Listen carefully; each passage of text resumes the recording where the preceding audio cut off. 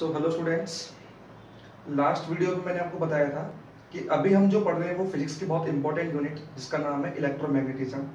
तो इलेक्ट्रोमैग्नेटिज्म के बारे में मैंने आपको बताया था कि इलेक्ट्रोमैग्नेटिज्म क्या होता है। तो इलेक्ट्रोमैग्नेटिज्म जो फिजिक्स की वो ब्रांच है जिसमें हम चार्ज की स्टडी करते हैं, यानी चार्ज का कैसा बिहेवियर होता है, चार्ज क्या क्या कर सकता है, वही सब हम इलेक्ट्रोमैग्नेटिज्म में पढ़ते हैं। ठीक है। फिर मैंने बताया था कि इलेक्ट्रोमैग्नेटिज्म फिजिक्स की बहुत इंपॉर्टेंट यूनिट है, बोर्ड के पॉइंट ऑफ व्यू से भी, जेई के पॉइंट ऑफ व्यू से भी और नीट के पॉइंट ऑफ व्यू से भी, और एक बहुत बड़ी यूनिट है ये आपको 3-4 महीने तक पढ़ाई जाती है। अभी जो हम सबसे पहले जो चैप्टर स्टार्ट कर रहे हैं उसका नाम है इलेक्ट्रोस्टैटिक्स, और इलेक्ट्रोस्टैटिक्स में जो सबसे पहला जो टॉपिक है वो है चार्ज, क्योंकि हमको पूरी इलेक्ट्रोमैग्नेटिज्म में चार्ज के बारे में पढ़ना है। तो सबसे पहले अपन यही समझ लेते हैं कि चार्ज आखिर होता क्या है। ठीक है।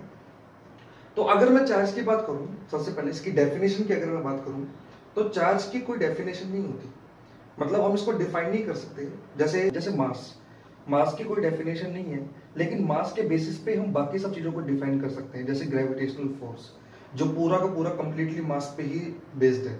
ठीक है। ऐसे ही जो चार्ज है, तो चार्ज को हम डिफाइन नहीं कर सकते, बस चार्ज के बेसिस पे हम बाकी सब चीजों को समझ सकते हैं। वही हम समझने की कोशिश करेंगे इस पूरी इलेक्ट्रोमैग्नेटिज्म में। ठीक है। तो चार्ज को अगर बोलना है तो चार्ज की डेफिनेशन अगर आपको बोलनी है तो आप यही बोलोगे, चार्ज की कोई डेफिनेशन नहीं है, इसको हम थोड़ा बहुत फील कर सकते हैं, महसूस कर सकते हैं। लेकिन अगर आपको लिखना ही है तो आप क्या लिखोगे? चार्ज क्या है? Charge is a property of a material. ये मटेरियल की प्रॉपर्टी है which produces electric and magnetic. तो चार्ज मटेरियल की वो प्रॉपर्टी है जो इलेक्ट्रिक फील्ड या मैग्नेटिक फील्ड प्रोड्यूस करता है। ठीक है। उसके बाद में it's a scalar quantity. Charge जो है वो स्केलर क्वांटिटी है, इसकी कोई डायरेक्शन नहीं होती, इसका सिर्फ मैग्नीट्यूड होता है, इसकी एक वैल्यू होगी लेकिन इसकी कोई डायरेक्शन नहीं होगी।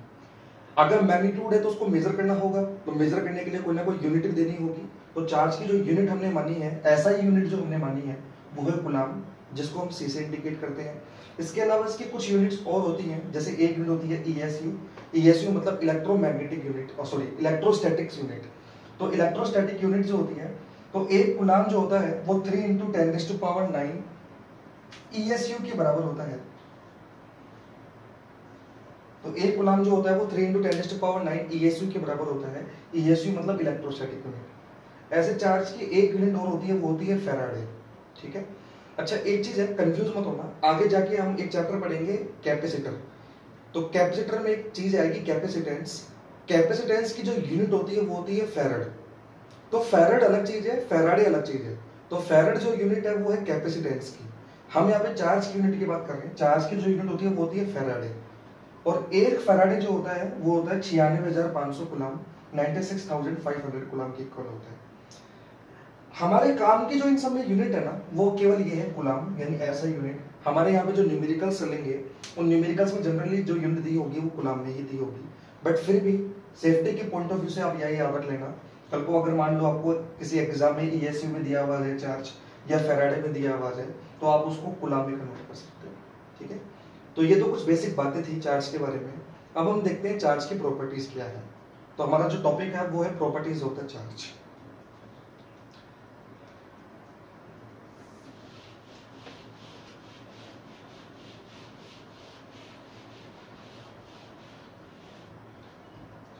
तो देखिए, फर्स्ट प्रॉपर्टी जो है वो क्या है, सुनना। फर्स्ट प्रॉपर्टी है कि चार्ज जो होता है वो दो टाइप का होता है। ठीक है। आपने सुना भी होगा, बचपन से आप सुनते आ रहे हो। कौन कौन से टाइप का होता है? एक होता है पॉजिटिव चार्ज और एक होता है नेगेटिव चार्ज। ठीक है। तो इलेक्ट्रिक चार्ज जो होता है वो दो टाइप का होता है, यानी charge is of two types. One is positive and other one is negative. तो चार्ज दो टाइप का होता है, एक होता है पॉजिटिव और एक जो होता है वो नेगेटिव। अच्छा, हमको कैसे पता लगा कि चार्ज जो है वो दो टाइप का होता है, और कैसे हमने ये नाम दिए पॉजिटिव नेगेटिव, इसको एक बार समझते हैं। देखो, हमको पहली बात तो कैसे पता लगा कि दो टाइप के चार्ज होते हैं। तो हमको ये ऐसे पता लगा कि आप एक ग्लास रोड लो और उसको सिल्क के कपड़े के साथ, यानी रेशम के कपड़े के साथ या वुल से आप उसको क्या करो, रब करो। ऐसे फिर एक दूसरी ग्लास की रोड लो और उस दूसरी ग्लास की रोड को भी आप एक बार सिल्क से या वुल से रब करो। तो दोनों को आपने सिल्क से या फिर वुल से रब किया, दोनों ग्लास रोड को।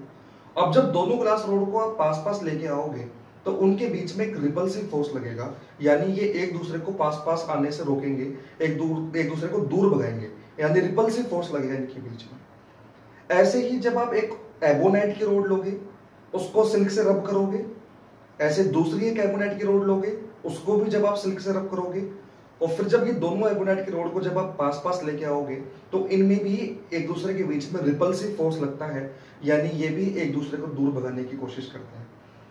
तो मतलब दो ग्लास रोड को जब हमने सिल्क से रब किया और उन दोनों ग्लास रोड को पास पास लेके आए तो वो दूसरे को दूर भगा रहे हैं। ऐसे जब हम दो एबोनाइट की रोड को लेके आते हैं, दोनों को जब सिल्क से रब करते हैं और दोनों एबोनाइट रोड को जब पास पास रखते हैं तो उनके बीच में रिपल्सन लगता है, यानी ये भी दूर दूर भागने की कोशिश करते हैं। लेकिन अगर हम एक ग्लास की रोड लें, उसको सिल्क से रब करें, और एक एबोनाइट की रोड लें, उसको हम सिल्क से रब करें, और उन दोनों को जब हम पास पास लेके आए, यानी एक ग्लास की रोड को और एक एबोनाइट की रोड को, तो उन दोनों के बीच में फिर अट्रैक्शन लगता है। तो ये थोड़ा सा सरप्राइजिंग चीज है कि जब दो ग्लास की रोड लेके आ रहे हैं तो रिपल्शन लग रहा है, दो एबोनाइट की रोड लेके आ रहे हैं तो भी रिपल्शन लग रहा है, बट एक ग्लास की रोड और एक एबोनाइट की रोड लेके आ रहे हैं तो उनके बीच में अट्रैक्शन लग रहा है। इसका मतलब ये तो क्लियर कट बात है कि चार्ज को दो टाइप का होना जरूरी है, क्योंकि अगर चार्ज एक ही टाइप का होता तो या तो दोनों के बीच में अट्रैक्शन ही लग रहा होता या फिर दोनों के बीच में रिपल्शन ही लग रहा होता। कहने का मतलब मेरा ये है कि अगर चार्ज एक ही टाइप का होता तो जैसे दो ग्लास की रोड के बीच में रिपल्शन लग रहा है, दो एबोनाइट की रोड के बीच में रिपल्शन लग रहा है, तो एक ग्लास की रोड और एक एबोनाइट की रोड के बीच में भी रिपल्शन ही लगना चाहिए था। ठीक है, या फिर अगर दो ग्लास की रोड के बीच में अट्रैक्शन लगता, दो एबोनाइट की रोड के बीच में अट्रैक्शन लगता, तो एक ग्लास की रोड और एक एबोनाइट की रोड के बीच में भी अट्रैक्शन ही लग रहा होता। समझ में आ रही बात क्या कहना चाह रहा हूं? लेकिन यहाँ पे हो क्या रहा है, दो ग्लास की रोड के बीच में रिपल्शन लग रहा है, दो एबोनाइट की रोड के बीच में भी रिपल्शन लग रहा है, बट एक ग्लास की रोड और एक एबोनाइट की रोड के बीच में अट्रैक्शन लग रहा है। तो इसका मतलब हमको ये तो समझ में आ गया कि चार्ज दो टाइप का होता होगा। ठीक है, अब बात यह आती है कि इनको नाम क्या दें हम। तो ये नाम हमने इस बेसिस पे डिसाइड किए कि ये ना, जब हम एक टाइप के चार्ज को दूसरे टाइप के चार्ज के पास लेके आते हैं तो ये एक दूसरे के इफेक्ट को कैंसिल आउट करने की कोशिश करते हैं। ठीक है, तो अगर ये एक दूसरे के इफेक्ट को कैंसिल आउट कर रहे हैं, मतलब एक दूसरे का बिहेवियर को कैंसिल आउट करने की कोशिश कर रहे हैं, तो हम देखें तो मैथ में ऐसा काम करते हैं प्लस और माइनस, मतलब एक प्लस और एक माइनस जब हम जोड़ते हैं तो वो एक दूसरे के ठीक अपोजिट होते हैं। मतलब प्लस और माइनस जो है वो एक दूसरे के ठीक अपोजिट है। तो हमको ये समझ में आ गया कि दोनों एक दूसरे के बिहेवियर को कैंसिल आउट करने की कोशिश कर रहे हैं, मतलब इन दोनों का बिहेवियर जो है वो एक दूसरे का ठीक अपोजिट है। तो इस बेसिस पे हमने बोला कि किसी एक चार्ज को जो पॉजिटिव दे दो नाम और दूसरे चार्ज को हम दे दो नेगेटिव नाम। ये जो पॉजिटिव और नेगेटिव नाम जो दिए गए हैं ये बेंजामिन फ्रैंकलिन ने दिए थे, काफी फेमस साइंटिस्ट हुए हैं फिजिक्स में। तो उन्होंने ये नाम दिया था कि किसी एक चार्ज को दे दिया पॉजिटिव और किसी एक को दे दिया नेगेटिव। बात आती है किसको पॉजिटिव बोले और किसको नेगेटिव बोले। तो हमने इलेक्ट्रॉन का जो चार्ज माना है उसको हमने नेगेटिव माना है, और प्रोटॉन पे जो चार्ज हमने माना है उसको हमने पॉजिटिव माना है। तो मतलब अगर इलेक्ट्रॉन्स के चार्ज की बात करूंगा तो मैं इसको लिखूंगा नेगेटिव में, और प्रोटॉन्स के चार्ज की बात करूंगा तो मैं उसको लिखूंगा पॉजिटिव में। तो अगर आपको बोलूं क्या रियलिटी में इलेक्ट्रॉन के चार्ज के ऊपर कहीं नेगेटिव है क्या? ऐसा कुछ भी नहीं है। ये नेगेटिव जो है वो सिर्फ नाम हमने दिया है। रियलिटी में पॉजिटिव नेगेटिव जैसा कुछ भी नहीं होता, चार्ज चार्ज ही होता है, लेकिन ये दो टाइप का होता है। तो समझने के लिए हमने इलेक्ट्रॉन के चार्ज को नेगेटिव मान लिया और प्रोटॉन के चार्ज को पॉजिटिव मान लिया, और ये जो नेम दिए हैं पॉजिटिव नेगेटिव ये बेंजामिन फ्रैंकलिन ने दिए हैं। ठीक है, तो ये इसका फर्स्ट प्रॉपर्टी है। सेकेंड प्रॉपर्टी जो है वो है the smallest value of charge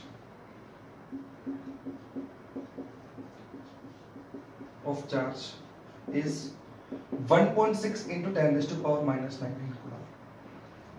मतलब हमको जो चार्ज की जो मिनिमम वैल्यू मिली है वो मिली है 1.6 into 10⁻⁻⁹ कूलम।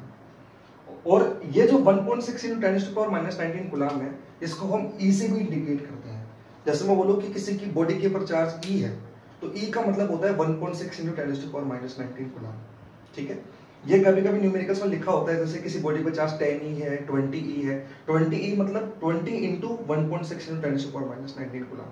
तो हमने जो चार्ज की स्मॉलेस्ट वैल्यू जो हमने मानी है, चार्ज की जो स्मॉलेस्ट वैल्यू हमने मानी है वो मानी है 1.6 × 10⁻⁻19 कूलम।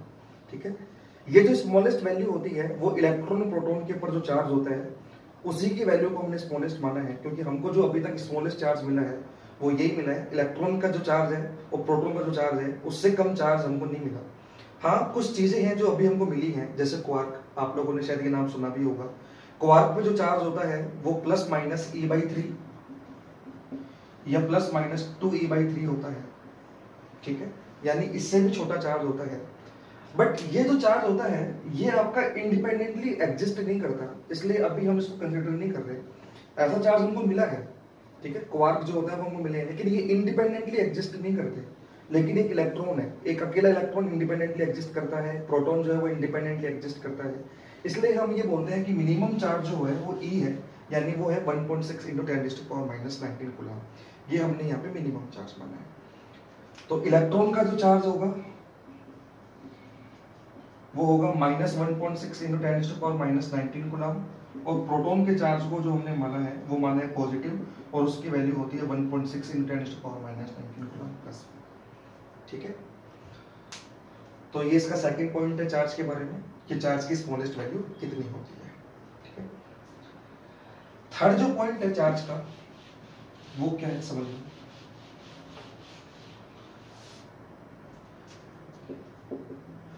थर्ड पॉइंट है कि अगर आपको किसी भी बॉडी को चार्ज करना है तो उस बॉडी को चार्ज करने के लिए आप केवल और केवल इलेक्ट्रॉन का ही ट्रांसफर कर सकते हो।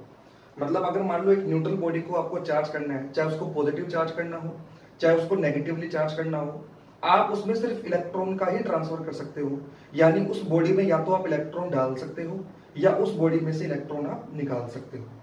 प्रोटॉन का एक्सचेंज आप कभी भी नहीं कर सकते। इसका रीजन क्या है वो समझना। आपने शायद केमिस्ट्री में पढ़ा होगा या छोटी क्लासेस में पढ़ा होगा कि एक एटम होता है, उस एटम के अंदर एक न्यूक्लियस होता है, उस न्यूक्लियस में तो होते हैं प्रोटॉन और न्यूट्रॉन, और उस न्यूक्लियस के चारों तरफ जो चक्कर लगा रहे होते हैं वो इलेक्ट्रॉन चक्कर लगा रहे होते हैं। अगर अब आपको प्रोटॉन निकालने हैं तो प्रोटॉन को आपको न्यूक्लियस में से निकालना होगा, और न्यूक्लियस में एक स्ट्रॉन्ग फोर्स लगता है जिसको हम बोलते हैं न्यूक्लियर फोर्स। इसके बारे में हम फिजिक्स में पढ़ेंगे आगे जाके, जब हम मॉडर्न फिजिक्स पढ़ रहे होंगे। ये जो न्यूक्लियर फोर्स होता है ये बहुत पावरफुल फोर्स होता है। ग्रेविटेशन फोर्स और इलेक्ट्रोस्टैटिक फोर्स के कंपैरिजन में बहुत ज्यादा पावरफुल फोर्स होता है। तो इस न्यूक्लियर फोर्स की वजह से हम प्रोटॉन को न्यूक्लियस में से बाहर नहीं निकाल सकते, ना ही हम न्यूट्रॉन को बाहर निकाल सकते हैं। यानी न्यूट्रॉन और प्रोटॉन को निकालना बहुत मुश्किल काम है, या कहने को जैसे भी बोल सकते हो कि एक तरह से इम्पॉसिबल से टास्क है, क्योंकि अगर न्यूट्रॉन और प्रोटॉन आपको निकालने हैं तो आपको न्यूक्लियर फोर्स को फेस करना होगा। लेकिन इलेक्ट्रॉन जो होते हैं वो न्यूक्लियस से बाहर होते हैं, वो चारों तरफ चक्कर लगा रहे होते हैं न्यूक्लियस के। तो इलेक्ट्रॉन को बाहर निकालना बहुत ईजी काम है। तो इसलिए मैं बोल सकता हूँ कि अगर किसी बॉडी को अगर आपको चार्ज करना है तो आप सिर्फ और सिर्फ उसमें क्या कर सकते हो, इलेक्ट्रॉन का ही ट्रांसफर कर सकते हो। या तो आप उस बॉडी में से इलेक्ट्रॉन निकाल सकते हो या किसी दूसरी बॉडी से इलेक्ट्रॉन निकाल के उस बॉडी में डाल सकते हो। आ रही बात समझ में? तो थर्ड पॉइंट यही है कि to charge a body we can only transfer the electron, या in to charge a body only transfers of electron can take place.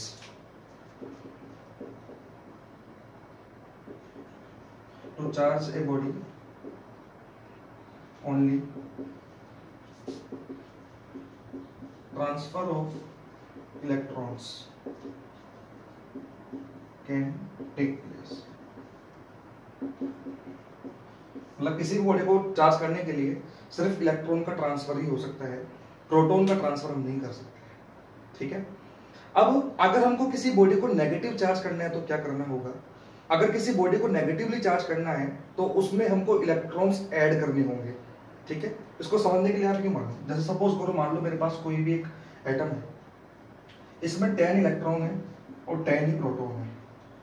ठीक है, अगर मेरे पास 10 इलेक्ट्रॉन्स है 10 प्रोटॉन्स है तो टोटल चार्ज जो है इस बॉडी के ऊपर वो 0 है, क्योंकि 10 इलेक्ट्रॉन का मतलब हो गया 10 × 1.6 × 10⁻⁻19 कूलम नेगेटिव में, और 10 प्रोटॉन का मतलब हो गया 10 × 1.6 × 10⁻⁻19 पॉजिटिव में। तो जितना नेगेटिव चार्ज है उतना ही मेरे पास पॉजिटिव चार्ज है, तो टोटल चार्ज जो मेरे यहाँ पे हो गया वो 0 हो गया। अब मान लो मुझे इसके अंदर इसको क्या करना है, नेगेटिवली चार्ज करना है, तो एक ऑप्शन तो मेरे पास ये है कि मैं इसमें से कुछ प्रोटॉन्स कम कर दूं, जैसे 10 प्रोटॉन की जगह में इसके अंदर 2 प्रोटॉन निकाल लो। एक ऑप्शन तो मेरे पास ये है, लेकिन वो मैं कर नहीं सकता, क्योंकि इसका रीजन मैंने आपको अभी बताया कि प्रोटॉन को आप कम ज्यादा नहीं कर सकते हैं, क्योंकि अगर आपको प्रोटॉन निकालने हैं तो आपको न्यूक्लियस में से निकालने पड़ेंगे, और न्यूक्लियस में एक स्ट्रॉन्ग फोर्स लगता है जिसको हम बोलते हैं nuclear force.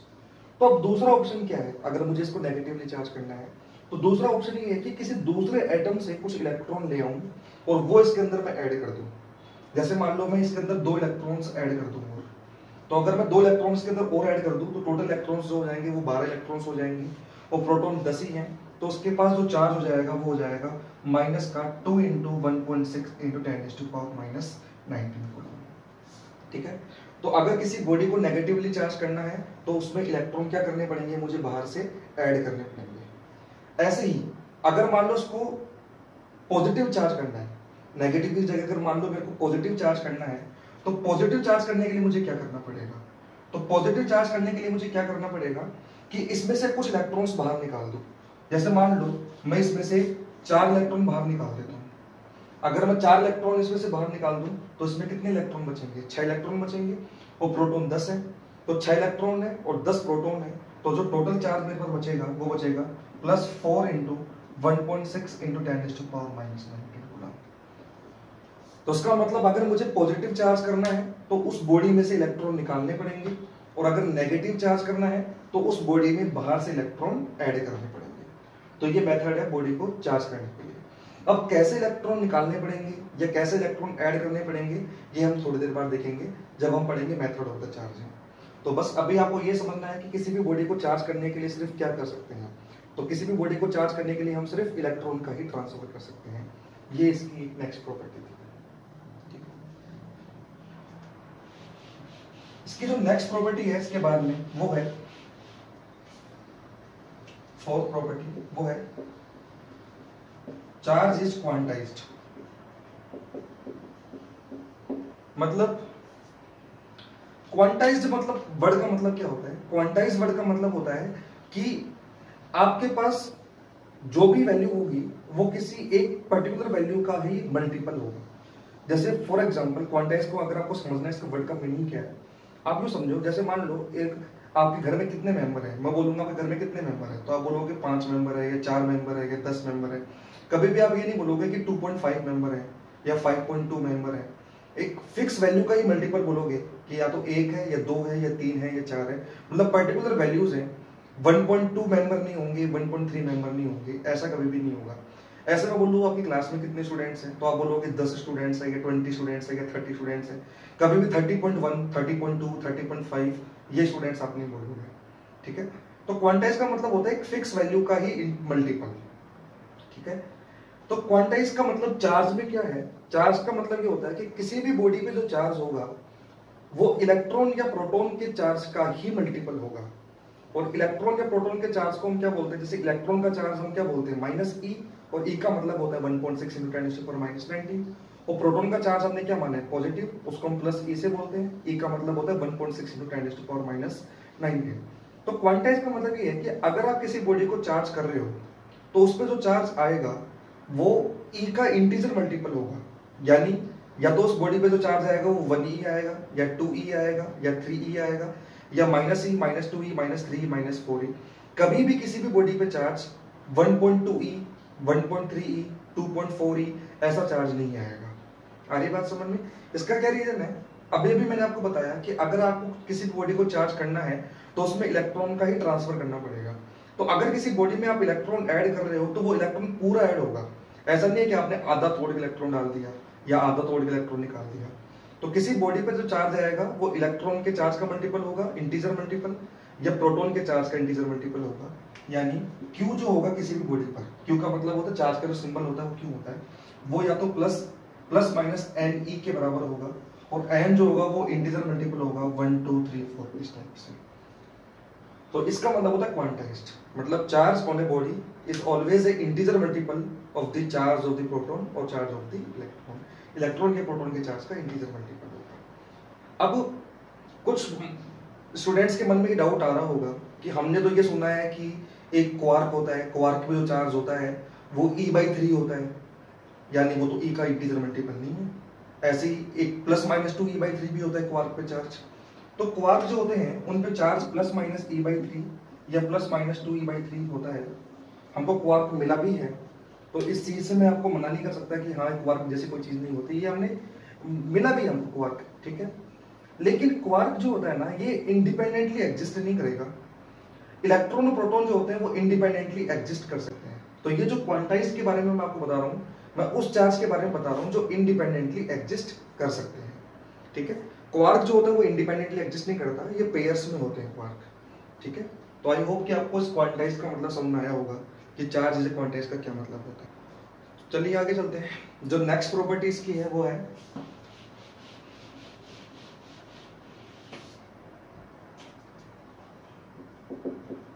Charge of an isolated system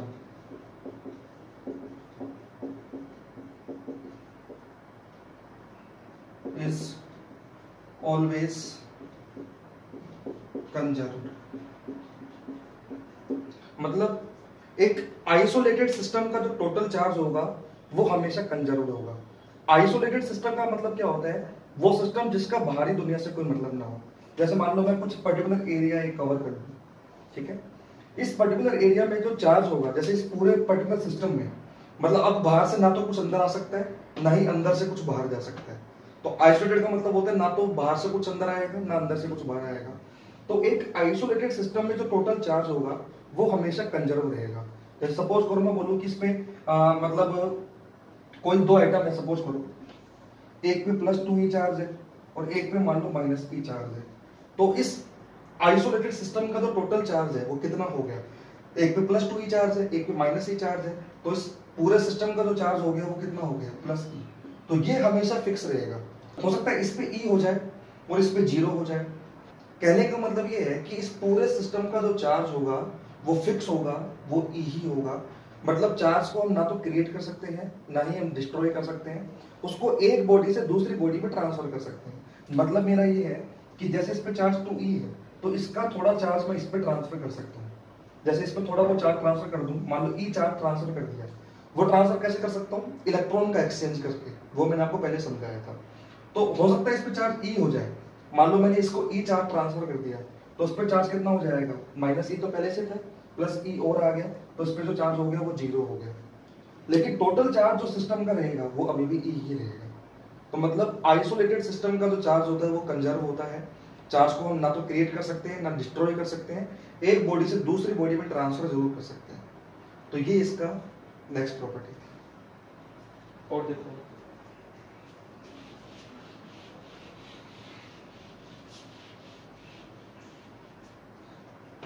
अब कुछ इंपॉर्टेंट प्रॉपर्टीज और हैं चार्ज की। नेक्स्ट प्रॉपर्टी है वो ये है कि a mass can exist without charge. A mass can exist without charge but a charge can't exist without mass. समझना, a mass can exist without charge but a charge can't exist without mass। इसका मतलब ये है कि ऐसा मास possible है जिसके पास charge ना हो, बट ऐसा चार्ज पॉसिबल नहीं है जिसके पास मास ना हो। मतलब जैसे न्यूट्रॉन के पास मास है लेकिन चार्ज नहीं है। मतलब ऐसा हो सकता है कि आपके पास मास हो लेकिन उस मास के ऊपर कोई चार्ज ना हो, बट ऐसा कोई चार्ज पॉसिबल नहीं है जिसके पास मास ना हो। हमको ऐसा कोई चार्ज आज तक नहीं मिला है जिसके पास कोई मास ना हो। जैसे इलेक्ट्रॉन है, तो इलेक्ट्रॉन के ऊपर चार्ज होता है माइनस का 1.6 × 10⁻⁻⁹, ठीक है। बट हमको लेकिन इलेक्ट्रॉन के पास फिर मास भी होता है। जैसे इलेक्ट्रॉन का चार्ज है माइनस का 1.6 × 10⁻⁻19 कूलम, बट उसका कुछ मास भी है 9.1 × 10⁻31 kg। ऐसे प्रोटॉन है, प्रोटॉन के ऊपर चार्ज होता है लेकिन प्रोटॉन का कुछ मास भी होता है। जैसे प्रोटॉन का चार्ज जो होता है वो होता है +1.6 × 10⁻19 कूलम, लेकिन उसका मास भी होता है 1.67 × 10⁻27 kg। तो कहने का मतलब मेरा क्या है कि एक मास जो है वो विदाउट चार्ज के एग्जिस्ट कर सकता है, बट एक चार्ज जो है वो विदाउट मास के एग्जिस्ट नहीं कर सकता। ये इसकी नेक्स्ट प्रॉपर्टी थी, ठीक है। और देखो आप और प्रॉपर्टीज क्या क्या है। नेक्स्ट प्रॉपर्टी है value of charge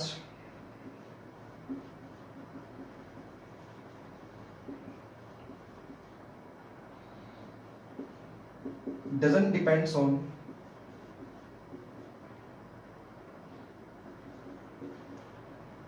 its velocity। बहुत इंपॉर्टेंट प्रॉपर्टी है, मतलब किसी चार्ज की जो वैल्यू है वो उसकी वेलोसिटी पे डिपेंड नहीं करेगी, ठीक है। मेरे कहने का मतलब ये है, जैसे इलेक्ट्रॉन है, इलेक्ट्रॉन का जो चार्ज होता है वो माइनस का 1.6 × 10⁻⁻19 कूलम होता है। अगर मान लो अब इलेक्ट्रॉन भागना स्टार्ट कर दे 10 मीटर पर सेकंड से या 100 मीटर पर सेकंड से या 1000 मीटर पर सेकंड से, अगर वो भागना स्टार्ट भी कर दे तो भी उसकी जो चार्ज की वैल्यू है वो उतनी ही रहेगी जितनी उसकी रेस्ट पे थी। तो रेस्ट पे अगर कोई इलेक्ट्रॉन रखा है उसकी चार्ज की वैल्यू अगर -1.6 × 10⁻⁻19 कूलम थी, तो अगर वो इलेक्ट्रॉन दौड़ना स्टार्ट कर दे, वो भागना स्टार्ट कर दे, तो भी इस चार्ज की वैल्यू जो रहेगी वो -1.6 × 10⁻⁻19 कूलम ही रहेगी। यानी चार्ज की जो वैल्यू होती है वो वेलोसिटी पे डिपेंड नहीं करती। मतलब अगर एक चार्ज जो है भाग भी रहा होगा तो उसकी वैल्यू पे कोई फर्क नहीं पड़ता। लेकिन मास पे ऐसा होता है कि मास की वैल्यू जो होती है वो वेलोसिटी पे डिपेंड करती है। ये शायद आप लोगों ने पढ़ा होगा पहले, अगर नहीं पढ़ा तो मैं इसका हल्का सा आइडिया दे देता हूँ। जैसे अगर मैं मास की बात करूँ, जैसे सपोज करो मेरा मास जो है वो मान लो m kg है, सपोज करो मेरा मास मान लो 60 kg है, लेकिन अगर मैं भागना स्टार्ट कर दूं तो मेरे मास की जो वैल्यू है वो 60 kg नहीं रहेगी, कुछ और हो जाएगी। आ रही बात समझ में? तो वो क्यों होता है वो समझना। आइंस्टाइन ने ये बताया था, उन्होंने फॉर्मूला दिया था कि m बराबर जो होता है वो होता है m0/√1 - v²/c²। ठीक है, थ्योरी ऑफ रिलेटिविटी जो दी थी आइंस्टाइन ने, उसके हिसाब से उन्होंने बताया था कि मास की जो वैल्यू होती है वो होती है m0/√1 - v²/c²। यहाँ पे जो m0 होता है वो होता है रेस्ट मास, यानी रेस्ट पोजीशन में जो मास होगा। अब देखो अगर आप मान लो मैं जो है भागना स्टार्ट कर दूं तो मेरी कुछ ना कुछ वेलोसिटी होगी। अगर कुछ ना कुछ वेलोसिटी होगी तो v²/c² की कुछ ना कुछ वैल्यू आएगी। अगर v²/c² की कुछ ना कुछ वैल्यू आएगी, उसको जब मैं 1 में से माइनस कर दूंगा तो नीचे वाली जो वैल्यू है वो 1 से थोड़ी सी कम हो जाएगी। अगर नीचे वाली वैल्यू 1 से कम हो जाएगी तो अगर मैं 1 से कम की वैल्यू पे डिवाइड लगाऊंगा तो जो m की वैल्यू आएगी वो m0 से ज्यादा आएगी। समझ रहे हो क्या कहना चाह रहा हूँ? कि अगर मेरे पास कुछ वेलोसिटी होगी तो नीचे वाली जो वैल्यू है वो 1 से कम हो जाएगी। अगर नीचे वाली वैल्यू 1 से कम हो जाएगी तो m की जो वैल्यू होगी वो m0 से बड़ी आएगी। कहने का मतलब ये हुआ कि अगर मैं भागना स्टार्ट कर दूं तो मेरे मास की जो वैल्यू है वो बढ़ जाएगी। यानी मैं अगर रेस्ट पे हूं तो मेरा मास अगर 60 kg है तो अगर मैं भागना स्टार्ट कर दूं तो मेरा मास 60 kg से ज्यादा होगा। रियल लाइफ में ऐसा फील नहीं होता।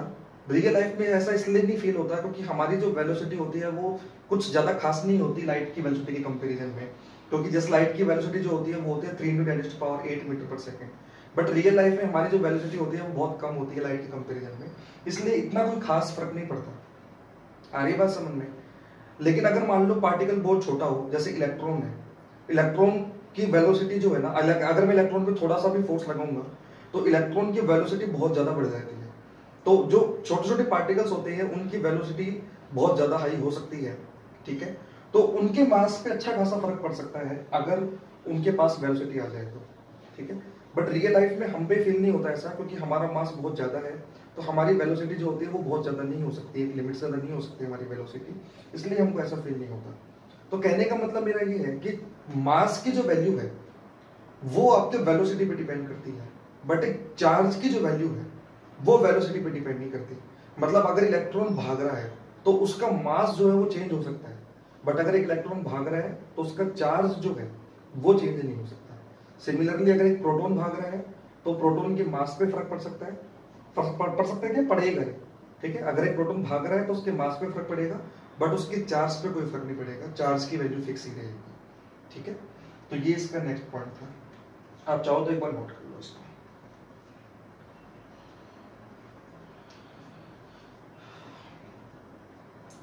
नेक्स्ट पॉइंट जो है वो क्या है?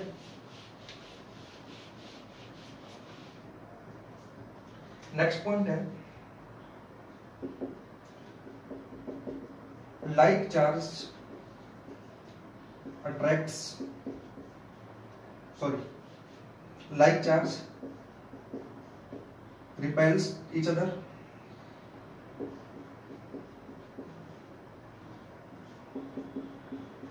and unlike charge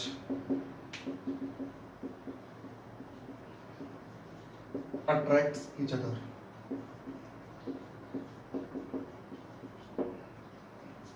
मतलब लाइक चार्ज कहने का मतलब है चार्ज दो टाइप के होते हैं। लाइक चार्ज के बीच में रिपल्सिव फोर्स लगता है, मतलब प्लस प्लस चार्ज अगर पास पास में रखे होंगे तो उनमें रिपल्सिव फोर्स लगेगा। नेगेटिव नेगेटिव चार्ज अगर पास पास रखे होंगे तो उनके बीच में भी रिपल्सिव फोर्स लगेगा। बट अगर अनलाइक चार्ज है, जैसे एक प्रोटॉन पॉजिटिव चार्ज है एक नेगेटिव चार्ज है, तो उनके बीच में जो लगेगा वो अट्रैक्शन लगेगा। मींस अगर कोई पॉइंट चार्ज है, दो पॉइंट चार्ज है, दोनों पे पॉजिटिव पॉजिटिव चार्ज है, तो ये एक दूसरे को रिपेल करेंगे, यानी एक दूसरे को दूर भगाएंगे। दोनों नेगेटिव नेगेटिव चार्ज हैं तो भी एक दूसरे को रिपेल करेंगे।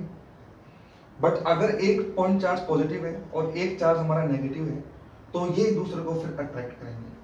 तो अनलाइक चार्ज जो होते हैं वो अट्रैक्ट करते हैं एक दूसरे को, और लाइक चार्ज जो होते हैं वो एक दूसरे को रिपेल करते हैं। ये चार्ज की नेक्स्ट प्रॉपर्टी थी। ठीक है, और देखो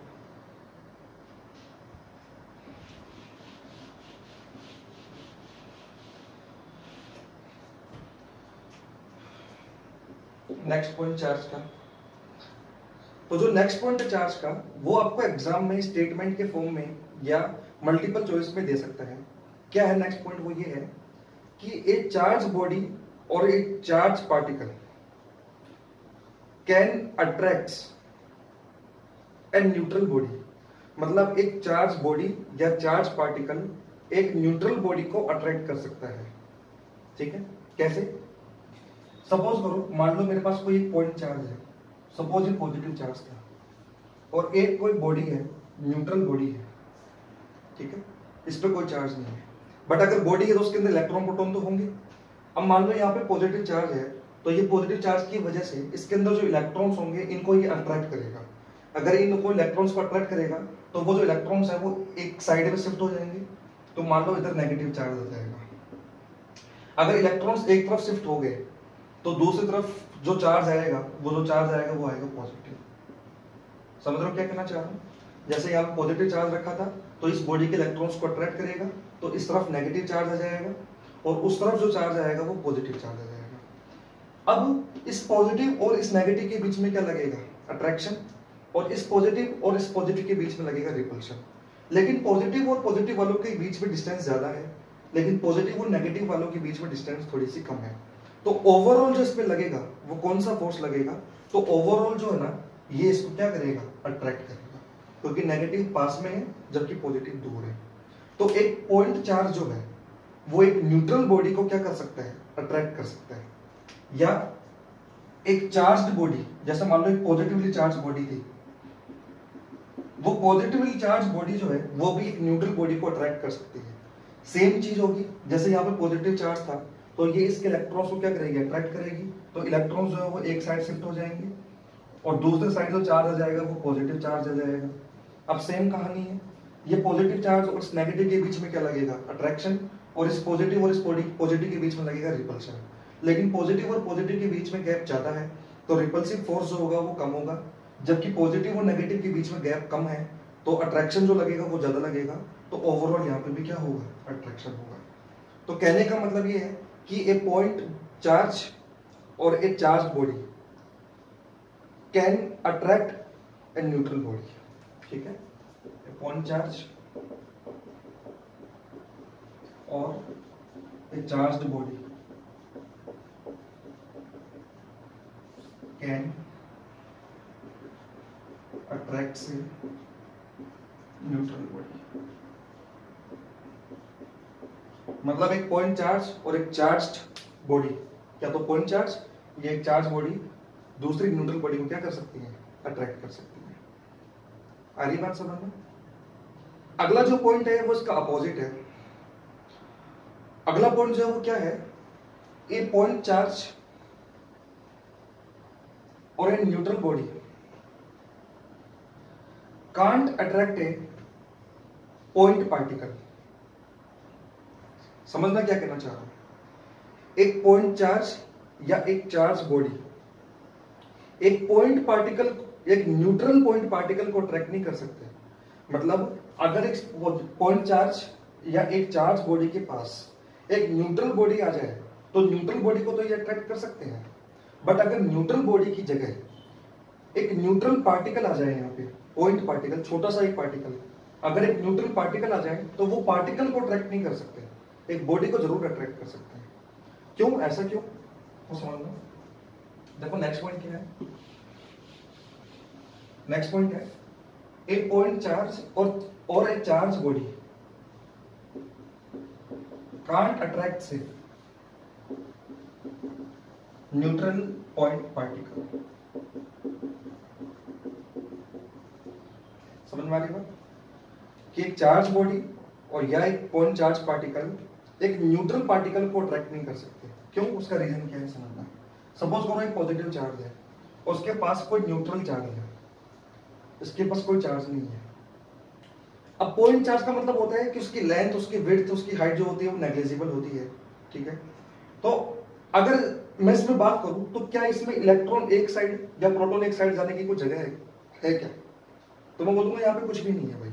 अगर बॉडी होती तो मैं बोल सकता था कि नेगेटिव एक तरफ आ जाएगा, पॉजिटिव एक तरफ शिफ्ट हो जाएगा, तो उस वजह से हो सकता है ये इसको अट्रैक्ट कर ले, बट यहाँ पे ऐसा कुछ नहीं हो पाएगा। तो ये न्यूट्रल है तो ये इसको अट्रैक्ट नहीं कर पाएगा। ऐसे ही मान लो अगर एक पॉजिटिव चार्ज बॉडी आ जाए और उसके पास कोई अगर न्यूट्रल चार्ज रख दो, सॉरी न्यूट्रल पॉइंट पार्टिकल रख दो, तो अगर न्यूट्रल पॉइंट पार्टिकल रख दो तो यहाँ पे कोई पॉजिटिव नेगेटिव जैसा कुछ चेंजेस नहीं होंगे। जैसे बॉडी में तो भाई मैंने आपको बताया था कि बॉडी में एक तरफ नेगेटिव और एक तरफ पॉजिटिव शिफ्ट हो जाता है, बट यहाँ पे ऐसा कुछ शिफ्ट हो नहीं सकता क्योंकि ये तो एक पॉइंट पार्टिकल है बस, तो ये यहाँ पे अट्रैक्ट नहीं हो सकता। तो एक कोई चार्ज बॉडी या पॉइंट चार्ज पार्टिकल एक न्यूट्रल बॉडी को तो अट्रैक्ट कर सकते हैं, बट एक न्यूट्रल पॉइंट पार्टिकल को अट्रैक्ट नहीं कर सकते। ये इसका नेक्स्ट पॉइंट है। तो ये जो है सारी प्रॉपर्टीज मैंने आपको बताई है चार्ज के बारे में कि चार्ज की क्या क्या प्रॉपर्टीज होती है। तो आई होप कि आपको समझ में आया होगा। अब हमको जो समझना है वो ये समझना है कि किसी भी बॉडी को हम चार्ज कैसे कर सकते हैं, ठीक है। तो उसका मैंने आपको आइडिया दिया था अभी कि किसी भी बॉडी को अगर हमको चार्ज करना है तो सिर्फ इलेक्ट्रॉन का ही ट्रांसफर कर सकते हैं। अगर किसी बॉडी को नेगेटिवली चार्ज करना है तो उसमें इलेक्ट्रॉन ऐड करने पड़ेंगे, और अगर किसी बॉडी को पॉजिटिवली चार्ज करना है तो उस बॉडी में से इलेक्ट्रॉन निकालने पड़ेंगे। आ रही बात समझ में? तो देखते हैं भाई मेथड ऑफ चार्जिंग। अच्छा, मेथड ऑफ चार्जिंग से समझने से पहले एक चीज और समझ लो। एक छोटा सा क्वेश्चन मैं आपसे पूछता हूँ, अगर मैं किसी भी न्यूट्रल बॉडी को, अगर मैं एक न्यूट्रल बॉडी को नेगेटिवली चार्ज कर दूं तो क्या उसके मास पे कोई फर्क पड़ेगा? अगर मैं एक न्यूट्रल बॉडी को नेगेटिवली चार्ज कर दूं तो उसके मास पे कुछ फर्क पड़ेगा या नहीं पड़ेगा? जैसे मैं आपको चार ऑप्शन दूं। सपोज करो मैं आपको ये बोलूं कि कोई एक न्यूट्रल बॉडी थी, ठीक है। एक न्यूट्रल बॉडी को मैंने क्या किया, एक न्यूट्रल बॉडी को मैंने नेगेटिवली चार्ज कर दिया, ठीक है। तो न्यूट्रल बॉडी थी, उसको हमने क्या कर दिया, नेगेटिवली चार्ज कर दिया। तो इसके मास पे क्या इफेक्ट पड़ेगा? फर्स्ट ऑप्शन है इंक्रीज हो जाएगा, सेकंड ऑप्शन है डिक्रीज हो जाएगा, थर्ड ऑप्शन है रिमेन सेम, और लास्ट ऑप्शन है जैसे नन ऑफ दीस, इनमें से कोई नहीं। तो चार ऑप्शन है। अगर एक न्यूट्रल बॉडी को नेगेटिवली चार्ज कर दिया जाए तो उसके मास पे क्या फर्क पड़ेगा? इंक्रीज हो जाएगा, डिक्रीज हो जाएगा, रिमेन सेम या नन ऑफ दीस। तो देखो इस क्वेश्चन का आंसर जो होगा वो क्या होगा? इसका आंसर होगा ए। कुछ लोगों ने शायद ये सोच लिया होगा, कैसे?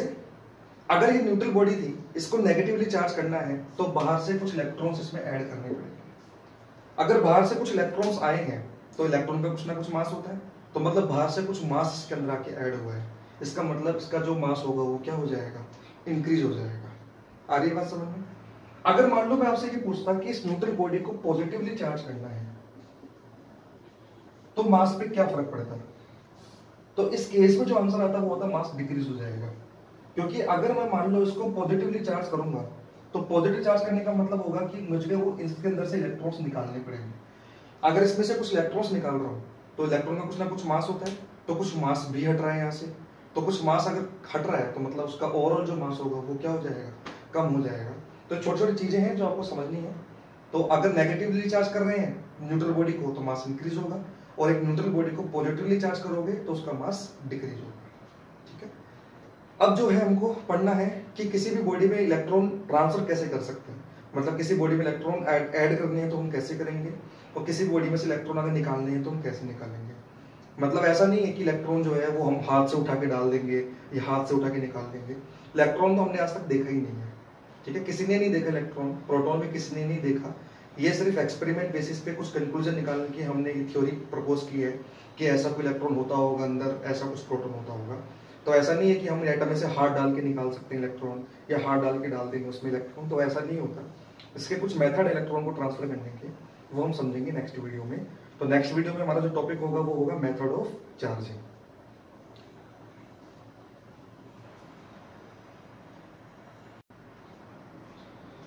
So hello students, last video में हमने देखा था कि चार्ज क्या होता है, उसकी क्या क्या प्रॉपर्टीज होती हैं, उनके बारे में हमने लास्ट वीडियो में डिस्कस किया था। अब हम देखेंगे कि किसी भी अगर बॉडी को चार्ज करना है तो वो चार्ज हम कैसे कर सकते हैं, ठीक है। तो लास्ट वीडियो में मैंने आपको बताया था कि अगर किसी बॉडी को चार्ज करना है तो उसमें से या तो आपको इलेक्ट्रॉन निकालने पड़ेंगे उस बॉडी में से, या उस बॉडी में इलेक्ट्रॉन डालने पड़ेंगे। मतलब किसी भी बॉडी को चार्ज करने के लिए केवल इलेक्ट्रॉन का ही ट्रांसफर हो सकता है, प्रोटॉन का ट्रांसफर नहीं हो सकता। उसका रीजन भी मैंने आपको लास्ट वीडियो में बताया था, क्योंकि प्रोटॉन जो होता है वो न्यूक्लियस में होता है, और अगर आपको प्रोटॉन को ट्रांसफर करना है, यानी प्रोटॉन अगर आपको निकालना है तो आपको न्यूक्लियस में से निकालना पड़ेगा। और न्यूक्लियस में अगर आप प्रोटॉन निकालोगे तो न्यूक्लियस में एक बहुत स्ट्रॉन्ग फोर्स लगता है जिसको हम न्यूक्लियर फोर्स बोलते हैं, और उसके बारे में हम फिजिक्स में आगे जाके पढ़ेंगे। एक चैप्टर आएगा न्यूक्लियर फिजिक्स नाम से, वहां पे हम देखेंगे कि न्यूक्लियर फोर्स कितना पावरफुल होता है। तो इसलिए हम प्रोटॉन को न्यूक्लियस में से नहीं निकाल सकते, क्योंकि वहां पे न्यूक्लियर फोर्स लगता है। जबकि इलेक्ट्रॉन्स जो होते हैं वो न्यूक्लियस के बाहर चक्कर लगाते हैं, तो इलेक्ट्रॉन को निकालना इजी है, तो इसलिए हम इलेक्ट्रॉन का ट्रांसफर कर सकते हैं। अब बात यह आती है कि इलेक्ट्रॉन का ट्रांसफर करेंगे कैसे। तो मैंने आपको बताया था कि एक्चुअली ये जो इलेक्ट्रॉन है, प्रोटॉन है, न्यूट्रॉन है, एटम है, चार्ज है, ये किसी ने देखा नहीं है। बताया था मैंने आपको लास्ट वीडियो में भी, थोड़ा सा आइडिया दिया था। जब मैं आपको मॉडर्न फिजिक्स पढ़ाऊंगा तो मॉडर्न फिजिक्स में आपको मैं बताऊंगा कि कैसे क्या एक्सपेरिमेंट्स किए गए थे, इलेक्ट्रॉन की डिस्कवरी कैसे हुई थी, प्रोटॉन की डिस्कवरी कैसे हुई थी। अभी आप इतना समझ लो कि इलेक्ट्रॉन, प्रोटॉन, न्यूट्रॉन, एटम वगैरह ये किसी ने देखे नहीं है, कुछ एक्सपेरिमेंट्स किए गए थे, उन एक्सपेरिमेंट से कुछ रिजल्ट निकल के आए थे, उस रिजल्ट से हमने कुछ कंक्लूजन निकाला था, और कुछ कंक्लूजन निकाल के हमने ये थ्योरीज लोगों के सामने रखी थी कि ऐसा कोई प्रोटॉन होता होगा, ऐसा कोई न्यूट्रॉन होता होगा, ऐसा कुछ न्यूक्लियस होता होगा। खैर ये सब बात की बात है। अभी हमको जो समझना है वो पढ़ना है, समझना है कि मेथड ऑफ चार्जिंग कौन कौन सी है, यानी किसी भी एक न्यूट्रल बॉडी को हम चार्ज कैसे कैसे कर सकते हैं, यानी उसमें इलेक्ट्रॉन का ट्रांसफर हम कैसे कैसे कर सकते हैं। तो जो फर्स्ट मेथड है इसका वो है बाय फ्रिक्शन।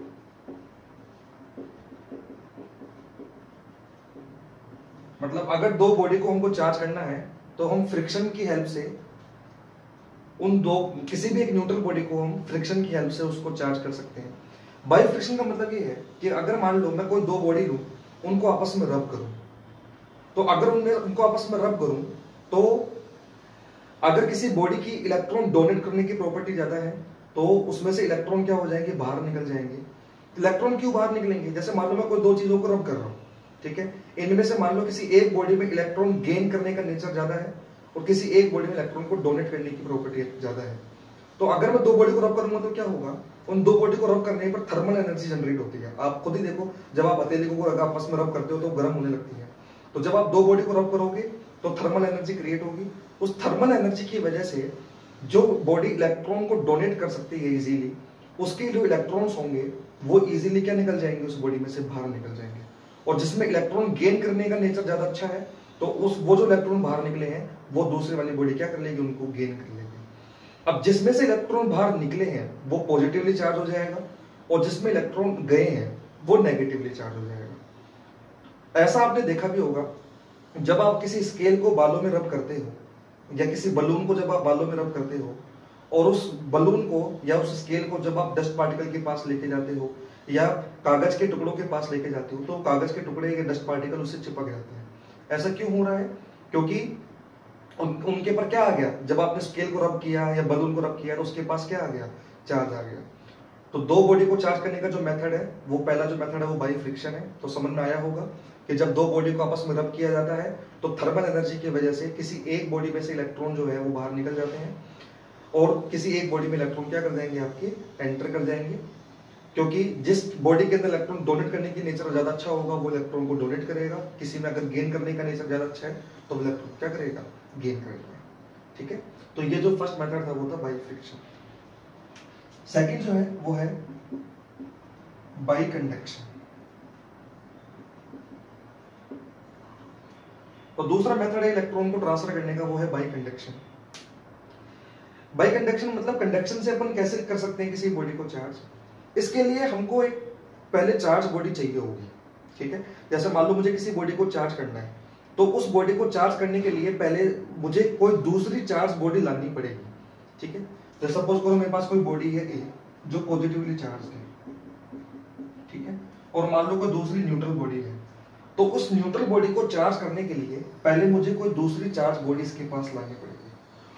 अब अगर मैं इन दोनों को आपस में टच कर दूं या इनको एक कंडक्टिंग वायर से कनेक्ट कर दूं, मतलब दोनों को या तो आपस में टच कर दूं या कनेक्टिंग वायर से आपस में कनेक्ट कर दूं, तो होगा क्या, इस चार्ज बॉडी में से चार्ज ट्रांसफर होना स्टार्ट हो जाएगा किसके पास, एक न्यूट्रल बॉडी के पास।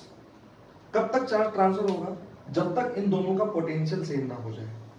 ठीक है, अब पोटेंशियल का क्या मतलब होता है ये हम आगे जाके पढ़ेंगे, एक इलेक्ट्रिक पोटेंशियल नाम से एक चीज आएगी। तो जैसे ही आप एक चार्ज बॉडी को एक न्यूट्रल बॉडी के साथ टच करते हो या उन दोनों को आपस में कनेक्टिंग वायर से, और वो कनेक्टिंग वायर भी कंडक्टिंग होना चाहिए, क्योंकि अगर इंसुलेटिंग वायर ले लोगे तो इंसुलेटिंग वायर से तो चार्ज ट्रांसफर ही नहीं होगा, कंडक्टिंग वायर लेना पड़ेगा, क्योंकि कंडक्टर में से चार्ज जो है वो ट्रांसफर हो सकता है। तो अगर एक चार्ज बॉडी को एक न्यूट्रल बॉडी से टच कर दिया जाए या कंडक्टिंग वायर से कनेक्ट कर दिया जाए तो चार्ज बॉडी से चार्ज ट्रांसफर होना स्टार्ट हो जाएगा न्यूट्रल बॉडी के पास, जब तक दोनों का पोटेंशियल सेम ना हो जाए। ठीक है, अगर दोनों आइडेंटिकल है, मतलब दोनों का बॉडी का मटेरियल सेम है, दोनों की रेडियस सेम है, सब कुछ सेम है, तो चार्ज तब तक ट्रांसफर होगा जब तक दोनों के पास चार्ज बराबर बराबर ना हो जाए। तो मान लो अगर इसके पास चार्ज क्यू था और ये न्यूट्रल थी तो जीरो था, तो अगर दोनों के दोनों आइडेंटिकल बॉडी है तो चार्ज तब तक ट्रांसफर होगा जब तक दोनों के पास बराबर बराबर चार्ज ना आ जाए।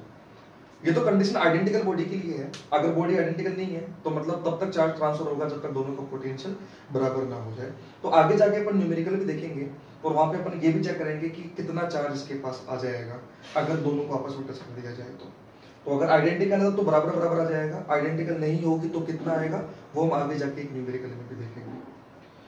तो ये जो दूसरा मेथड था वो था बाई इंडक्शन। इसका जो तीसरा मेथड है वो है बाई इंडक्शन। ये तो था बाई कंडक्शन। थर्ड मेथड जो है वो है बाई इंडक्शन। तो बाई इंडक्शन में क्या होता है देखो,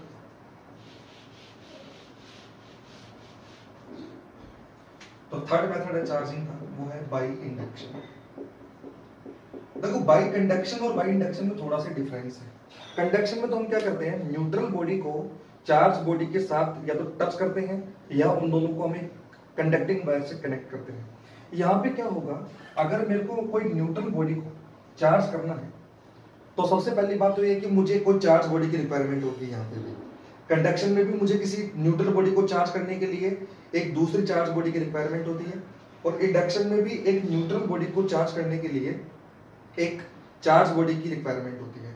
तो पहले मुझे यहाँ पे कोई चार्ज बॉडी लानी पड़ेगी। सपोज करो पॉजिटिवली चार्ज बॉडी आ गई मेरे पास, ठीक है, और मान लो कोई पॉजिटिवली चार्ज बॉडी है, इसको अगर एक न्यूट्रल बॉडी के पास ले आऊं लेकिन आपस में कनेक्ट ना करूं, बस पास ला के रख दूं इसके, अगर आपस में कनेक्ट करूंगा तो भी चार्ज ट्रांसफर हो जाएगा, लेकिन वो कंडक्शन के मेथड से होगा, उसको अपन बोलते हैं बाई कंडक्शन। लेकिन अगर मैं इन दोनों को आपस में टच ना करूं, ना ही कोई वायर से कनेक्ट करूं, तो भी ये बॉडी चार्ज हो जाएगी। तो इस मेथड को हम बोलते हैं इंडक्शन। कैसे चार्ज हो जाएगी वो समझना। ये न्यूट्रल बॉडी है तो ये तो गारंटी है कि इसके पास इलेक्ट्रॉन प्रोटॉन तो होंगे। अगर इलेक्ट्रॉन प्रोटॉन होंगे तो होगा क्या, ये जो पॉजिटिव चार्ज है वो इसके सारे इलेक्ट्रॉन को क्या करेगा, अट्रैक्ट करेगा। तो जब इसके इलेक्ट्रॉन्स को अट्रैक्ट करेगा तो वो इलेक्ट्रॉन्स एक तरफ शिफ्ट हो जाएंगे। तो मान लो इलेक्ट्रॉन इधर शिफ्ट हो गए, ऑब्वियस सी बात अट्रैक्ट करेगा, शिफ्ट हो जाएंगे। तो इधर इलेक्ट्रॉन शिफ्ट हो गए तो इधर नेगेटिव चार्ज आ गया।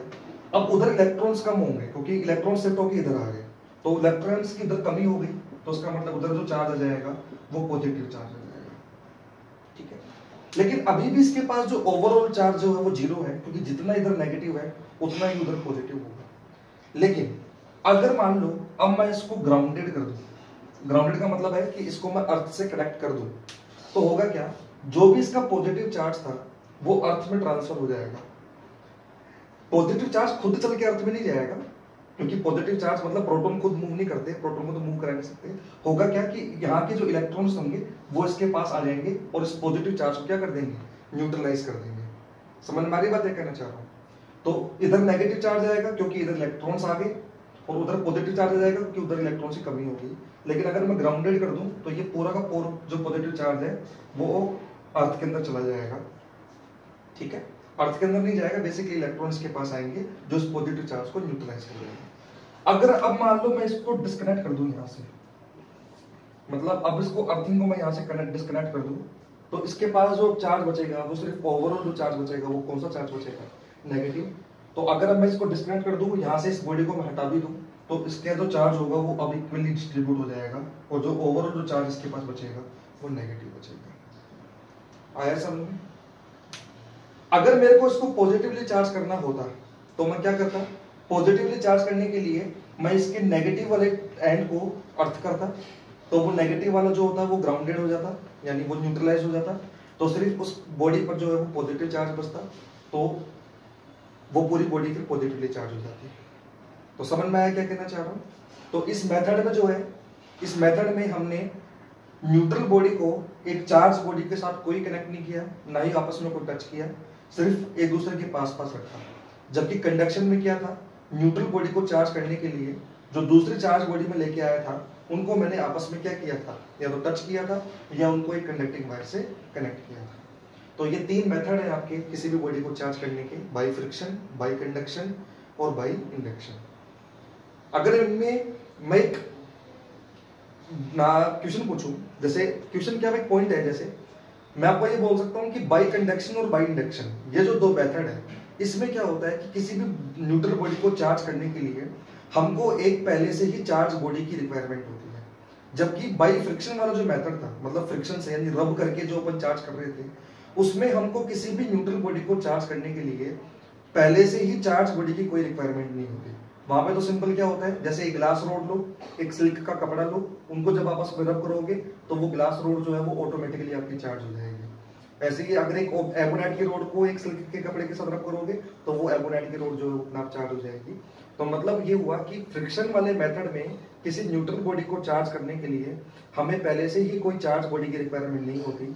जबकि इंडक्शन और कंडक्शन वाला जो मेथड है, इनमें अगर हमको किसी न्यूट्रल बॉडी को चार्ज करना है तो हमको पहले से ही किसी चार्ज बॉडी की रिक्वायरमेंट होगी। आ रही बात समझ में? अब कंडक्शन में हम उस चार्ज बॉडी को न्यूट्रल बॉडी के साथ कनेक्ट करेंगे, जबकि इंडक्शन में कोई कांटेक्ट नहीं होगा, दूर दूर रखेंगे। तो आई होप कि आपको समझ में आया होगा कि किसी भी बॉडी को चार्ज कैसे करते हैं। ठीक है, अब हम हमारा जो चैप्टर है वो इलेक्ट्रोस्टैटिक्स, उसको स्टार्ट कर सकते हैं। अब हमको चार्ज के बारे में पूरा आइडिया हो गया कि चार्ज की क्या क्या प्रॉपर्टीज हैं, ये मैंने आपको लास्ट वीडियो में बताई थी, और इस वीडियो में हमने ये सीख लिया कि किसी बॉडी को हम चार्ज कैसे करते हैं। ठीक है, अब नेक्स्ट जो है हमारा टॉपिक वो है कूलम्ब्स लॉ।